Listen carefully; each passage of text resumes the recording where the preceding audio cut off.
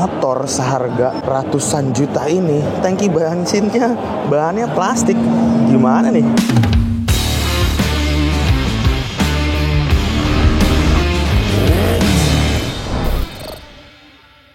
Hari ini gue masih di IMS 2025 dan di sini ya seperti kalian tahu ya, banyak banget booth-booth motor, brand-brand motor dari Royal Alloy, ada Pacific, ada Benelli dan lain-lain. Nah, gue juga penasaran sih sebenarnya. Ini pertanyaan dalam diri gue sendiri. Gue di sini kalau harus milih satu motor, gue bakal pilih apa? Gue udah nemuin jawabannya dan bisa dibilang ini adalah motor yang bakal gue pilih karena dari semua sisi menurut gue gokil abis sih ini motor sih. Oke, jadi motor yang gue pilih, kalau misalnya gue bisa milih satu motor yang paling jadi favorit gue di IMS ini adalah kelihatan nggak di belakang? Ya, Italjet Dragster 250, gokil.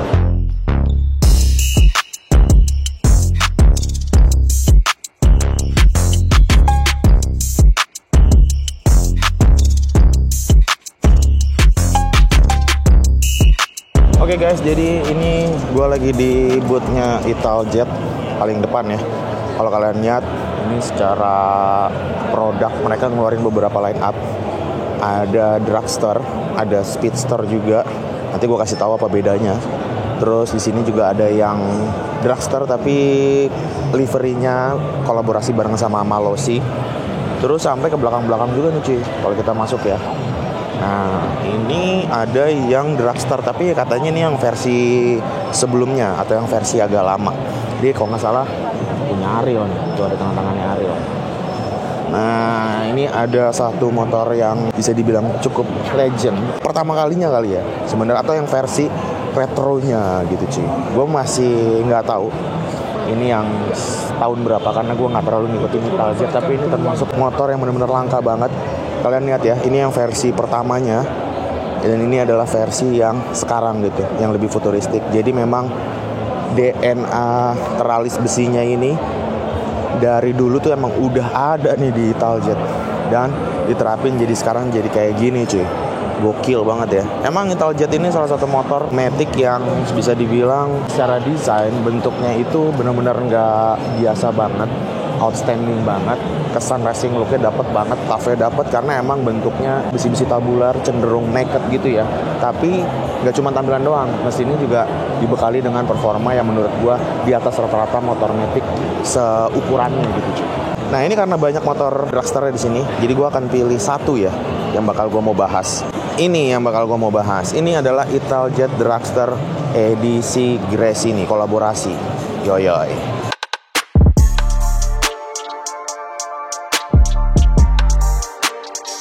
Pertama gue bahas dulu dari bagian kaki-kakinya nih cuy ya. Kalau kalian lihat kaki-kakinya ini udah pol banget juaranya si Italjet ini. Kenapa? Karena kalau kalian lihat nggak ada tuh ceritanya namanya pakai suspensi depan model teleskopik atau upside down. Ini kalau kalian lihat ini mereka pakai suspensi tipe yang gue rasa cuma ada di Italjet doang kali ya. Ini gue nggak tahu istilah namanya apa, tapi menurut gue ini keren banget, kece banget. Jadi salah satu daya tariknya si Italjet, model suspensinya ini kayak swing arm cuy, lebih tepatnya kayak pro arm. Cuman ini sistem link gini ya. Suspensinya bener-bener kalau kalian nyari kayak pairnya atau model pairnya itu pasti bakal ngumpat banget dan kelihatan seamless, nggak ada besi-besi gini. Jadi kayak seolah-olah mono arm gitu, tapi ini ada di bagian suspensi depan. Nah, untuk bannya sendiri ini pakai bawaan dari Michelin. Ini pakai Michelin City Grip. Ukuran lingkar velgnya sendiri juga ini sebenarnya berbeda. Yang depan ini ring 12, sedangkan yang belakang itu adalah ring 13 tuh. Nah, detailnya jadi kayak gini ya. Ada link seperti ini. Depannya juga udah disc brake, walaupun diameternya nggak terlalu besar. Dan ini untuk kalipernya udah pakai 2 piston. Kepala babinya maksud gue udah pakai 2 piston Brembo kalau kalian lihat. Velgnya sendiri ini dia kayak velg belakang Ducati Monster gue cuy. Dia pro arm gitu ya, tapi ini kan suspensi depan. Ukurannya itu 120/70 ring 12 bannya, pakai ban Michelin City Grip. Nah, dari sisi yang gue suka kalau pakai velg model kayak gini, itu di bagian sisi kirinya beda lagi tuh loh. Nah, kayak gitu cuy. Gokil. Gue nggak tahu sih ya kenapa pakai City Grip. Cuma kalau misalnya pakai seri yang terbaru yang kembangannya lebih rapat-rapat, menurut gue bakal lebih kecil lagi nih motor. Spakbornya mini banget kayak gini ya, kecil. Tapi memang justru itu jadi daya tariknya cuy. Jadi kalau kalian lihat kita masuk ke body-bodinya, wah gila. Depannya udah ada kisi-kisinya. Kalau di versi retronya tadi yang di belakang sana, di depan ini kan ada radiatornya ya. Makanya dia dipasangin kisi-kisi gini. Ini yang 2,5, yang baru aja di launching di IMS. Nah, ciri khasnya yang 2,5 ini, kalau yang versi sebelumnya itu yang lebih kecil ya 200. Yang 2,5 ini dia udah ada wingletnya kayak gini cuy. Jadi kayak motor GP banget ya. Ini untuk varian yang 2,5-nya. Terus bagian bodinya juga lebih slim. Ke bagian belakang sedikit kalau kalian lihat. Nah, suspensi depannya tadi kan gue bilang ini nggak ada ya, ngumpet ya. Dia ada di bagian tengah sini cuy. Ini adalah link untuk suspensi depan. Suspensi depannya pakai suspensi belakang. Ini shocknya merek Öhlins.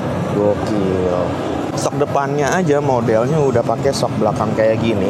Ini asli beneran shock belakang. Ya sebenarnya nggak ada pengaruh ya, tergantung R&D pembuatannya. Shock depan tuh ya sebenarnya nggak ada khusus shock depan. Yang namanya suspensi itu sebenarnya kalau udah masuk ke produksi ya bisa buat di belakang, bisa buat di depan, tergantung rancangannya kan gitu. Ini udah pakai Öhlins, udah ada setelan preload, ribbon dan lain-lain juga kayaknya. Udah mantep banget. Dan kalau untuk detail-detail mesinnya jadinya kayak gini. Walaupun mesin itu kelihatan agak polos ya di box CVT-nya, tapi ya jadi termaafkan karena bentuk bodinya yang udah nice dream banget nih cuy, gokil.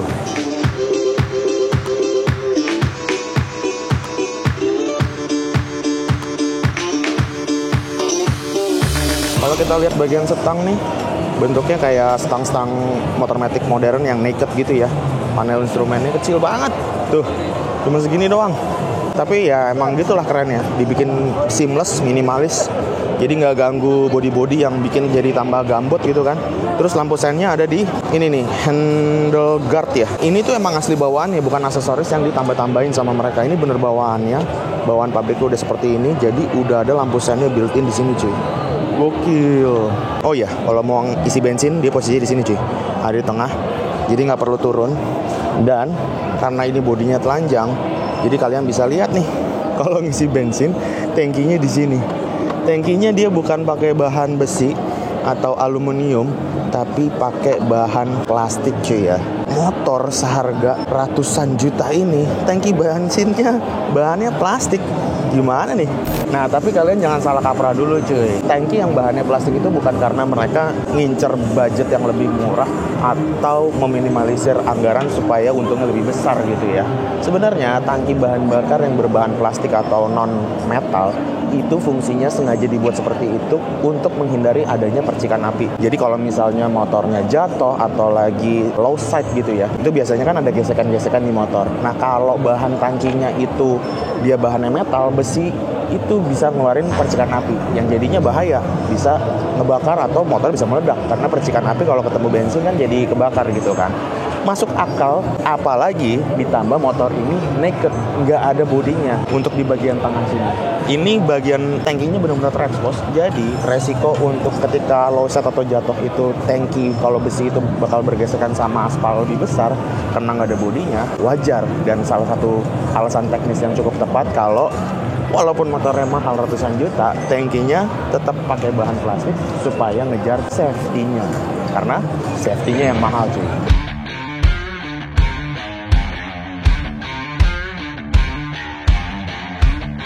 Oke, ini dari bagian tangki kita naik ke bagian jok. Joknya nice dream come true. Gila, walaupun jahitannya nggak terlalu banyak cokok gitu ya, tapi secara desain teknis ini oke banget.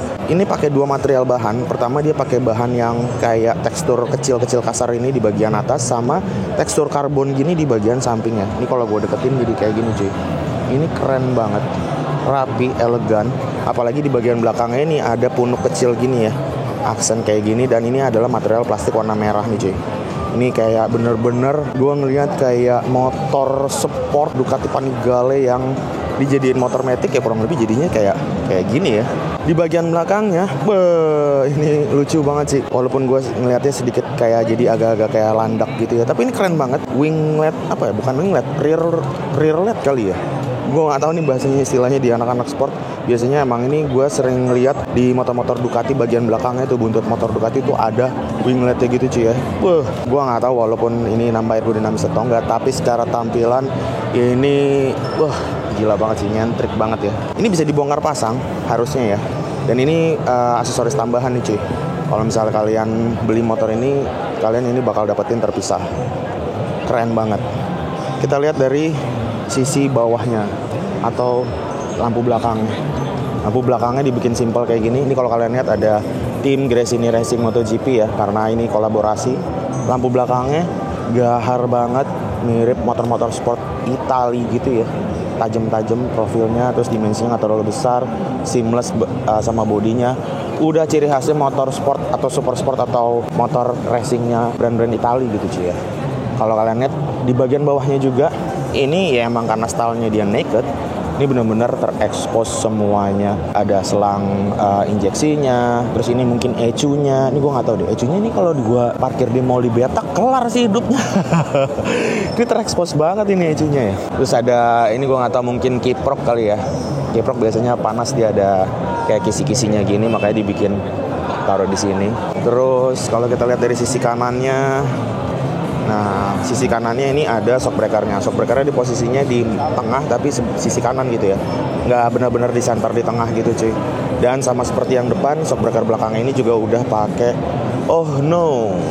Nah, motor ini walaupun single seat tadi ya udah gue jelasin ya, ini juga masih tetap bisa boncengan. Kenapa? Karena kalau kalian lihat, ini ada footstep boncengannya guys. Jadi dia bisa tetap boncengan walaupun posisinya agak tinggi jadinya ya. Cuman tetap gue suka, keren. Ini seamless banget, nggak kelihatan kayak ada footstep boncengan karena dia menyatu dengan bagian bodi tengahnya ini yang jadi center of attention. Jujur selain bodi-bodi yang lain, kalau kalian lihat motor ini secara utuh dari jauh gitu ya, bagian tengah ini bakal jadi center of attention banget di motor ini. Dan kalian pasti nggak bakal nyangka kalau di bagian ini masih ada footstep buat boncengannya. Gue kira ini ada tombol, gue kira dipencet dia bakal keluar, ternyata nggak, masih pakai tangan. Bagian depannya ini udah sasis ya, sama seperti yang ini pijakan footstepnya cuma ada di sisi sini aja, pendek aja, kecil. Dia nggak bisa mundur-mundur sampai ke belakang, nggak bisa pilih-pilih posisi duduk. Yang ini maaf, ini bukan buat kaki, deck bukan buat diinjek ya. Jadi itu emang buat tampilan loose, termasuk dalam body kasar sih. Oh ya, gue belum bahas bagian yang roda belakang ya. Roda belakang ini pakai city grip juga, Michelin. Cuman dia beda cuy, dia ukurannya kalau yang depan itu kan 12, ini yang belakang itu ring 13. Khusus untuk di motor yang ini aja, depan 12, belakangnya 13. Ini ukuran bannya dia pakai ukuran yang 140 per 60 ring 13. Jadi tipis banget ya profilnya karena dia per 60. Terakhir yang gue suka juga ini knalpot Akrapovic-nya ini juga udah buat si Italjet, jadi special design, special custom. Gue nggak tahu ini bakal dijual masalah sama mereka apa enggak, tapi ini memang udah buat si Italjet dragster ya. Gokil sih. Gue suka secara keseluruhan, walaupun gue sebenarnya nggak terlalu ngefans sama Gresini. Gue suka warnanya, gue suka winglet bagian belakangnya, terus bagian sasis tengah ini ya, yang menurut gue bakal jadi center of attention hampir di motor ini kalau kelihatan dari samping. Wingletnya yang cuma ada di 2,5 doang, menurut gue ini kece banget. Nah, selain Italjet Dragster yang tadi gue bahas ya, yang di belakang gue, itu masih ada satu motor lagi yang menurut gue kece juga cuy. Ya, itu Italjet Speedster. Bedanya apa? Dragster sama Speedster. Nah, ini yang menarik. Dan jujur, gue juga sebenarnya baru tahu kalau ada Italjet Speedster. Kita lihat motornya.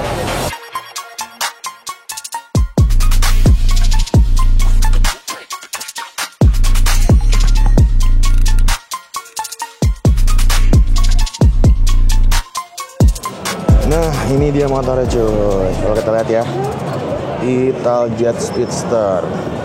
Apa bedanya sama Italjet Dragster? Karena kalau kalian lihat, ini rada-rada mirip-mirip ya. Sebenarnya jawabannya adalah ini motor tidak sama sekali sama dengan yang Dragster. Ini benar-benar beda. Intinya adalah kalau yang Dragster ini bisa dibilang kayak buat hobi, benar-benar ngutamain looks dan tampilan. Kalau yang ini diciptain lebih ke fungsinya, lebih fungsional untuk dipakai harian tanpa mengurangi bentuk-bentuk ciri khasnya dari Dragster Italjet yang lancip-lancip. Gue bahas pertama, kalau kalian sadar, pertama nih ya, bagian bodinya aja itu udah beda. Motor ini punya bodi yang lebih ketutup. Bukan yang lebih sih, emang ketutup dibandingin saudaranya yang dragster. Kalau lihat sasis aja terekspos. Ini kalau dipakai hujan-hujanan udah pasti kotoran pada masuk semua ke dalam. Bersihinnya juga harus effort banget ya sampai ke dalam-dalam. Kalau ini dia bentuk bodinya lebih ketutup. Ya kan? Itu satu. Yang kedua, yang lumayan perbedaannya agak jauh adalah bagian sok depan. Nah, kalian lihat sok depannya ya. Aduh, model teleskopik. Kalau yang dragster model link gitu ya, suspensinya di belakang. Kalau yang ini dia teleskopik. Bukan masalah budget, tapi emang secara fungsi dan secara perawatan teleskopik ini jauh lebih gampang. Mungkin karena teknis juga. Karena kalau yang model link seperti yang di dragster itu dia kan ada sok belakangnya. Dia nggak ada, jadi kosong. Bisa buat ya karena ini buat harian bisa lebih lega lah bagian kayak kakinya. Nah ini yang teleskopiknya cuy. Bagian lain yang ngebedain bentuk joknya. Kalau kalian lihat bentuk joknya dia lebih friendly. Boncengannya lebih gede dikit ya dibandingin yang si dragster itu, kayaknya itu kecil banget.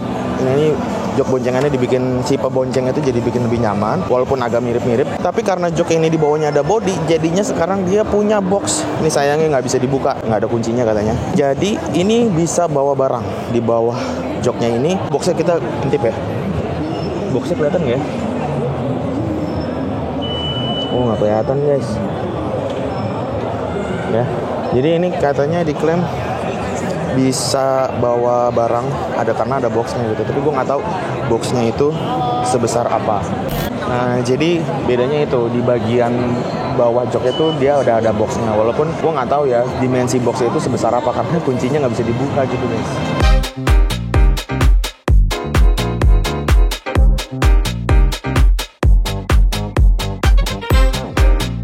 Alright, sekarang kita masuki segmen yang paling ditunggu-tunggu, yaitu masalah harga. Gua sudah ada Mas siapa? Mas Dikta. Mas Dikta. Penyanyi dong lo? Bukan itu. Oh, bukan. Gue sales. Oh, sales. Dikta, beda ya? Beda. Oke. Gua akan nanya Mas Dikta untuk masalah harga, karena gue takut salah ngomong nih ya. Oke, Mas Dikta langsung aja. Untuk varian termurah di Italjet ini seri apa dan harganya berapa? Oke, yang termurah itu ada namanya Speedster. Speedster ini baru launching kemarin di harga 88 juta. Ini cc-nya 200, berbeda lah dengan seri atasnya. CC 200 itu yang tadi gue bahas guys, yang buat pemakaian lebih daily, yang ada bodinya, ada boxnya. Ternyata harganya 88 juta. Yep, itu on the road Jadetabek ya. Wow, gokil. Gue pikir harganya bakal di atas cepet sih tadinya, jujur aja. Oke, di level berikutnya ada apa? Dragster seri 200 cc. Yang 200 cc, harganya berapa? Harganya 124. 124. Ya. Oke, nah gue pengen tahu yang tadi gue review nih kan yang Grace ini nih. Yang ini Grace. Ini harga berapa? Ini di harga varian yang teratasnya ya. Ini cuma beda warna dan livery aja. Grace ini nih di harga 152. Oke, 152 juta itu udah surat-surat ya?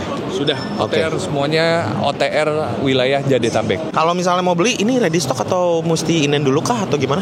Inden. Kalau untuk Speedster inden estimasi sekitar sampai bulan Agustus. Begitu pula juga yang tipe Grace ini yang CC 250. Oke, berarti paling cepat itu Agustus ya? Agustus dan itu untuk edisi yang terbaru guys. Itu yang 200 cc, 200 sama 250 cc. Sama 250 cc. Oh iya, kalau misalnya ada yang mau nanya-nanya, itu showroom atau dealer itu di mana sih? Bilang saya tahu nggak? Untuk saat ini kita ada pop-up store di Jalan Kesehatan Raya nomor 34. Sementara di situ ada servis, ada pop-up store, showcase-nya juga ada di situ dan merchandise juga ada. Nantinya kita akan target tahun ini adalah 4 dealer. Mudah-mudahan doain aja untuk wilayah Jakarta, Jawa Tengah, Jawa Timur dan Bali. Oke, berarti pop-up store pertama yang ada sekarang itu di daerah Bintaro berarti ya? Benar. Bisa servis juga di situ ya? Bisa servis. Spare part aman? Spare part aman juga nanti insya Allah di bulan Mei kedatangan motor yang tipe Dragster 250. Itu ada yang seri varian terbawahnya di harga 139.500.000 dan ada tipe liverinya yang Malossi 141.500. Edisi Malossi. Bulan Mei. Oke, Mas Dikta, terima kasih. Terima kasih. Sampai ketemu lagi. Sampai ketemu.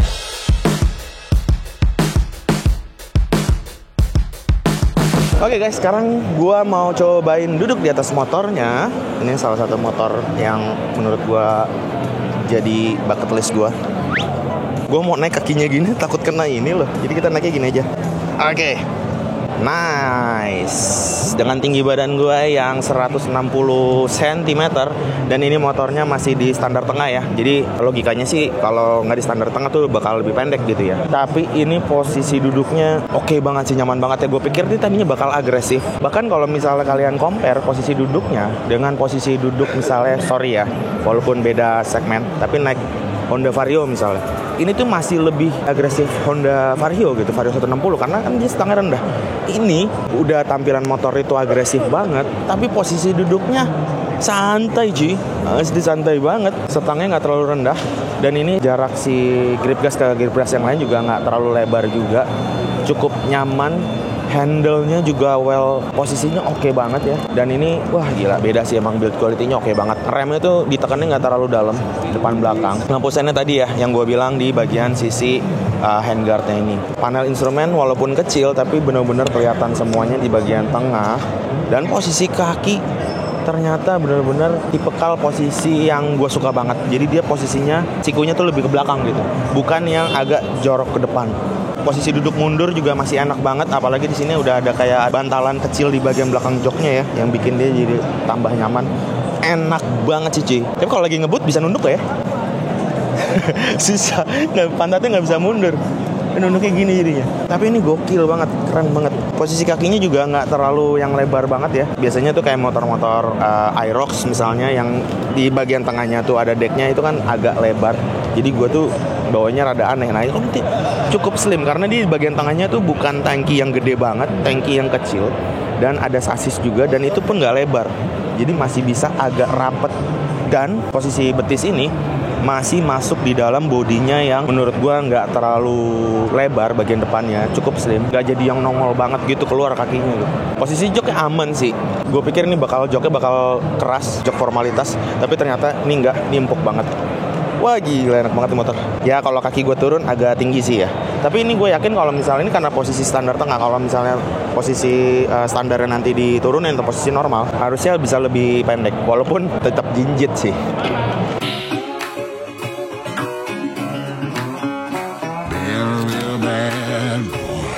Ya itu dia Italjet Dragster, salah satu motor yang bisa gue bilang primadona. Jadi primadona di IMS ini.